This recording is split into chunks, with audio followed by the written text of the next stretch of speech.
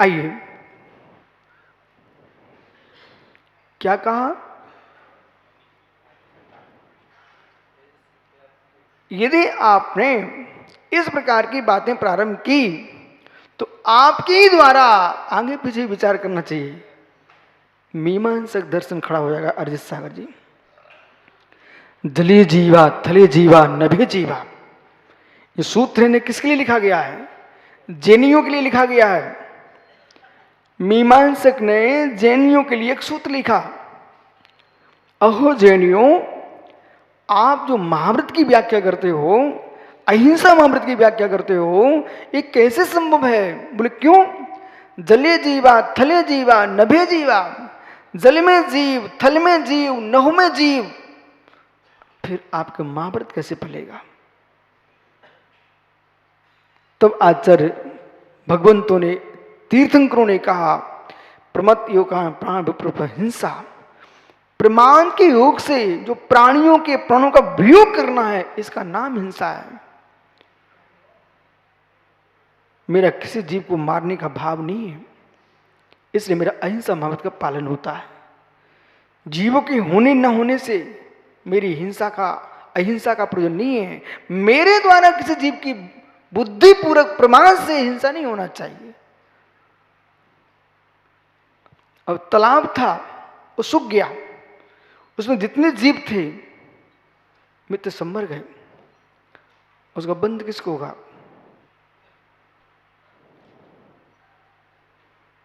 तो तालाब खोदने वाले ने, खुदवाने वाले ने जीवों को मारने के लिए नहीं खुदवाया था। वो तो जीव पानी पिए, उसका उद्देश्य था, लेकिन वो सूख गया सूर्य के ताप से। उसमें मेरे मित्र, उसे सहज छोड़ दिया जाएगा। उस हिंसा को अब कौन देखेगा? जबकि जैसे पानी सूखता है, उसके अंदर के जीव तड़प तड़प के मर जाते हैं। तो यहां वो सूत्र ध्यान रखना, प्रमत योगा प्राण हिंसा।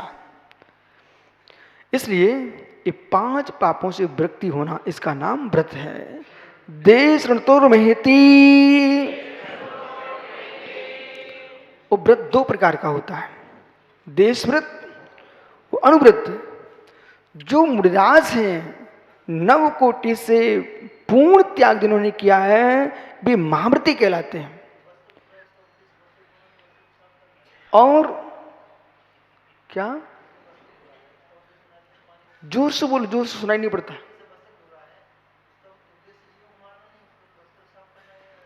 बहुत बढ़िया प्रश्न है आपका, लेकिन प्रश्न आप स्वयं सोचे तो वस्त्र धोने वाले और तालाब सूखने में बहुत अंतर है।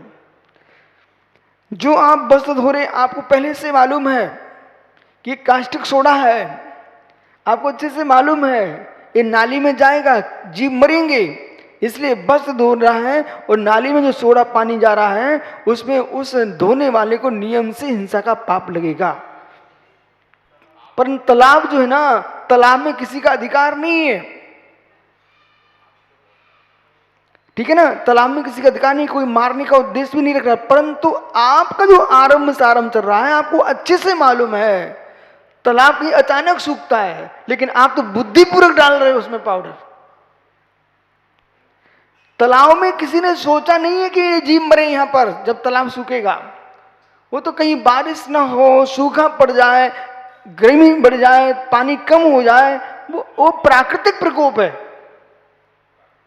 वो प्राकृतिक प्रकोप है। लेकिन जो व्यक्ति कपड़ा धो रहा है और नाली में सोडा शराब, उसका कास्टिक सोडे का पानी जा रहा है, साबुन का पानी जा रहा है, उसमें जीव बिलक रहे हैं, तड़प रहे हैं, मर रहे हैं, वो धोने वाले को नियम से हत्या का दोष लगेगा। इसलिए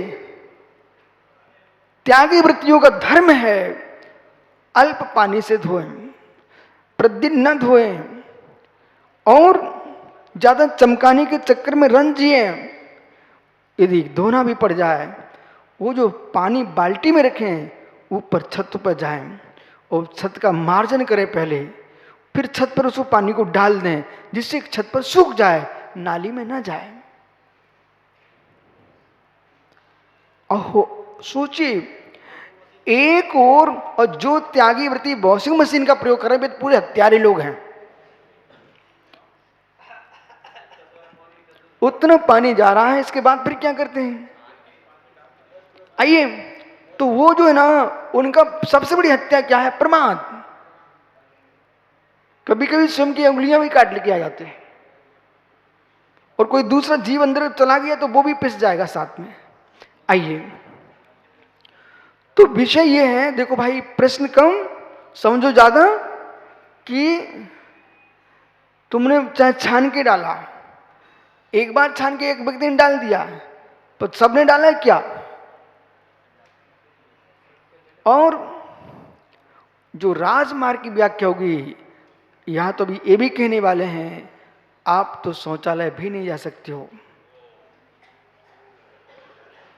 प्रतिमाधारी हो, उचित स्थान पर जाना पड़ेगा।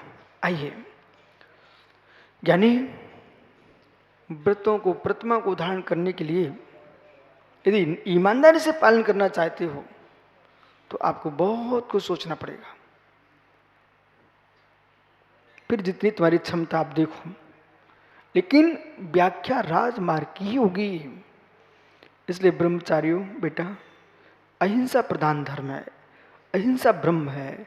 आप एक और विद्वानों देखो, जहां अपनी नाली में कपड़े धोने के पानी डालने को भी मना कर रहे हैं, नाली में कपड़े धोने के पानी को डालने को मना कर रहे हैं।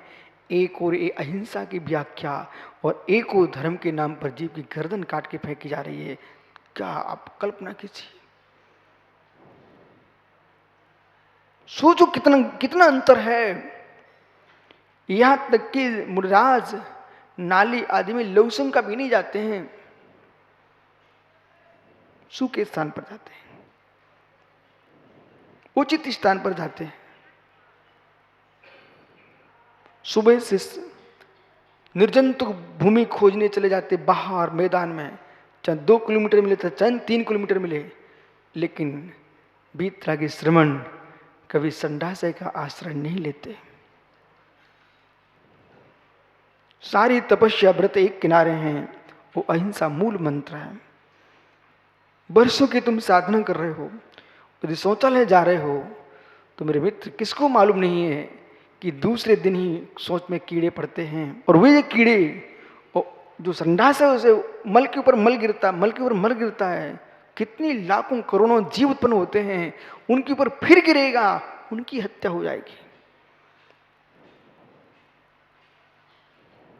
करुणाशीलता जहां है, इसलिए मैं आज स्पष्ट कह देता हूं, संसार में अहिंसा परम ब्रह्म की उपासना करने वाला कोई दर्शन है, उसका नाम दिगंबर जैन धर्म है।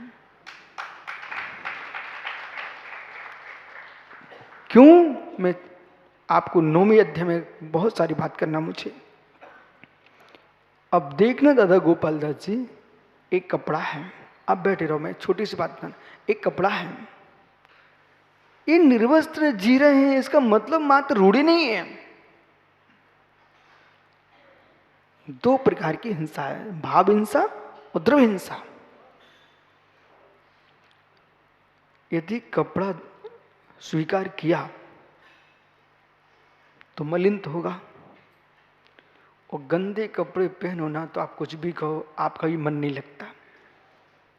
देखो, जो है सो है। वो बरसात में कहीं पहने रहे, जैसे चमड़े में गंध आती है, मल में गंध आती है, वो वस्त्रों में गंध आती है। जो लोग गीले कपड़े पहने हैं, गीले कपड़े पहन के न पूजा करने जाना, न मुनि को दान देना। शास्त्र में लिखा है, गीले वस्त्र चर्म के तुल्य हैं। बोले क्यों? ये तो गलत काम है कि भैया हम सो लेके गीले कपड़े हैं। गीले कपड़े ये शुद्ध हैं, क्योंकि आपके शरीर गर्म है, वो कपड़े गीले पानी से धो के आए हो, कच्चे पानी से, और दोनों का जब मिश्रण होता है तो वो मिश्र योनि बनती है। ये अंदर के रस पकड़ी मिश्र योनि बनती है, उस मिश्र योनि से जीवों का विघात होता है, उस स्वयं के लिए चर्म रोग भी हो जाएगा, फिर आपकी साधना में कमी आएगी। इसलिए गीले कपड़े नहीं पहनना चाहिए। चाहे प्राशुक पानी से गीले करो, चाहे अप्राशुक पानी से गीले करो, गीले कपड़े पहनना ही नहीं है। अब वो अचानक बारिश से गीले हो गए हैं, तत्काल में आप जो है जो काम करो, लेकिन लंबे 48 मिनट के अंदर उनको बदल देना चाहिए। अब मित्र सुनिए, आगे चलो, देखो इनके प्रश्न तो समाप्त होंगे नहीं, हमको अध्याय पूरा करना है। तो जो महाव्रती है वो पूर्ण त्यागी है, अनुव्रती है एक देश पाप का त्यागी है। इसलिए बहुत अच्छे से विचार कर लो, बहुत अच्छे से विचार कर लो। दुनिया में कहीं भी खोज के आओ, अहिंसा परमो धर्मा सूत्र भी लिखा हो, लेकिन तब भी सूक्ष्म धर्म का, अहिंसा का पालन करने के लिए जैनत्व की दृष्टि बनाना ही पड़ेगी। और कपड़े यदि पहनते हैं तो मित्र यहां खुजली पड़ जाए तो यूं करते तुरंत, खुजाना भी तो मार्जन करो मुनिराज। कपड़े पहनेंगे ना तो कभी नीचे गिरता आप तुरंत ऊपर कर लेते हो, घर्षण भी होगा, कपड़ों की संधियों में गीलापन रहेगा। जहां सिलाई है, छुल्लक, ईलक, ब्रह्मचारी, इनके लिए जो कपड़े है ना, इनका जो वास्तविक स्वरूप है, सिले कपड़े नहीं पहनना चाहिए। मैं भी छुल्लक बना था, पर मैंने कभी छुल्लक बन करके, ब्रह्मचारी बन सिले कपड़े नहीं पहने। सीधी धोती, दुपट्टा, कहीं सिला नहीं। लंगोटी भी लगाई ना तो लंगोटी कैसी थी, सिली नहीं थी। एक जो दुपट्टा था उसी का हिस्सा निकाला और उसी के अंदर से एक हिस्सा और निकाला, चिन्नी ऐसे बीच में फंसाई, ऐसे बांधी, वो लगी। लोगों को बहुत बेकार लगती थी, लेकिन मुझे बेकार इसलिए नहीं है क्योंकि हमारा धर्म कह रहा है कि अखंड वस्त्र होना चाहिए। सिले कपड़े पहनने से, सिले कपड़े जहाँ सिलाई होती है वहाँ पूर्ण नहीं सूख पाते हैं। जिन लोगों को शरीर में वस्त्र में जुआ हो जाते हैं, कीड़े हो जाते हैं, वे मालूम वे खोजते हैं ऐसे उठा करके, तो कहाँ मिलते हैं? जहाँ संधियाँ, जहाँ सिले होते हैं वहीं निकलते हैं, मालूम। इसलिए अब देख लो विपुल भाई, चेहरा मेरी तरफ मत देख, राजमार्ग है और नील टिलोपाल तो त्यागियों को देखना ही नहीं चाहिए है। जो व्रती वास्तव में सच्चे व्रती हैं उन्हें नील टिलोपाल नहीं डालना चाहिए। वैसे तुम सोले के कपड़े पहनते हो और जैसे तुमने नील डाली तुम्हारा सोला समाप्त हो गया। अब प्रश्न करो क्यों? 36 श्रावकाचार में लिखा हुआ है नील की खेती होती है, नील की खेती होती है और उसको निकाल करके पत्तियों को फिर सड़ा करके गला करके उसमें बहुत सारे जीव पड़ जाते हैं, फिर उनको सुखा करके पीस करके वो नील बन के आ रही है।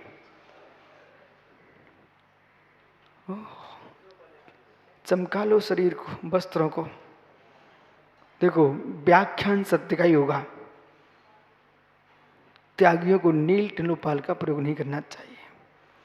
दूसरी बात, राग बढ़ाना क्या, दिखाना क्या? मोटे खाओ, मोटा ओढ़ो, मोटा पहनो, ये संस्कृति भारत की है। जितना बारीक आटा खाओगे ना उतनी बीमार पड़ रहे हो।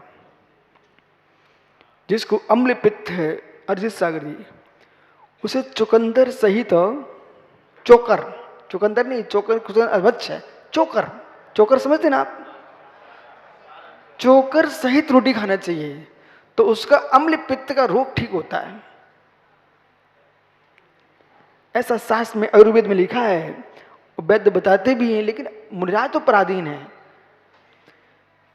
अब जितना तुम पीसो, जितना अधिक पीसोगे, जितनी मैदे की रोटियां खा रहे हो, मैदा जितना खा रहे हो, उतनी लोग बीमार पड़ रहे नहीं पड़ रहे हैं।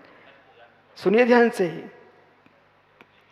पतला आटा खाओगे तो पेट खराब होगा और पतले कपड़े पहनोगे तो दृष्टि खराब होगी। अब ये बोटू भैया को सिखाना चाहिए, सरस पंडित जी को सिखाना चाहिए।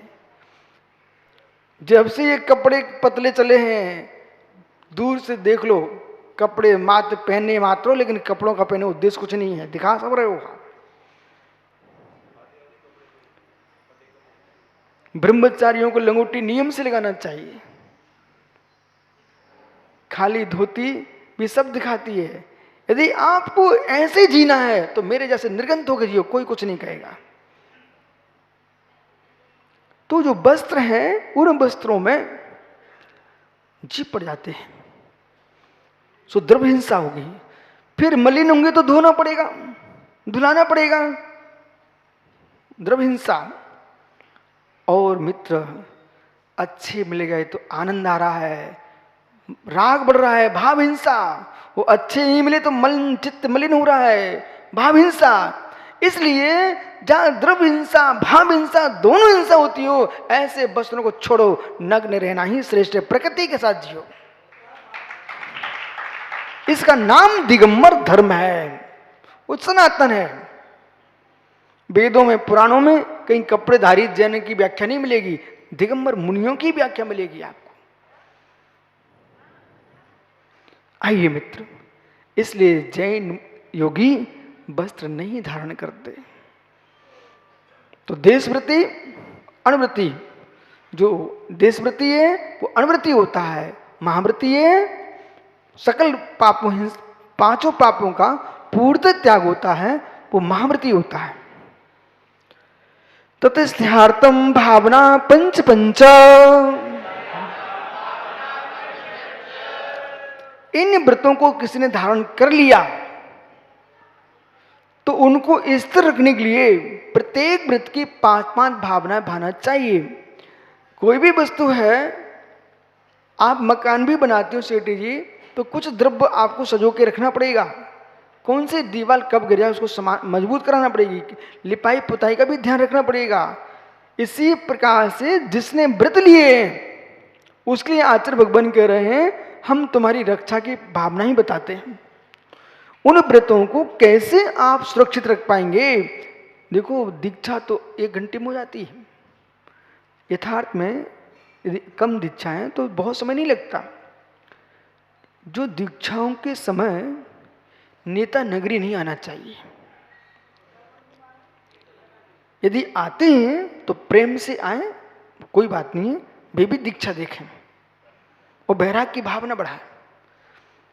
दीक्षा महोत्सव चल रहा है कमल भैया, दीक्षा महोत्सव चल रहा है, और बड़े बड़े नेता आकर के उनके सम्मानों में समय जा रहा है, संस्कार का समय, कटौती हो रही है। दीक्षा में किसी भी नेता को मैं मना नहीं कर रहा हूं, आप आए पधारो, लेकिन उसको राजनीति का मंच न बनने दिया जाए। ये बैराग का मंच है।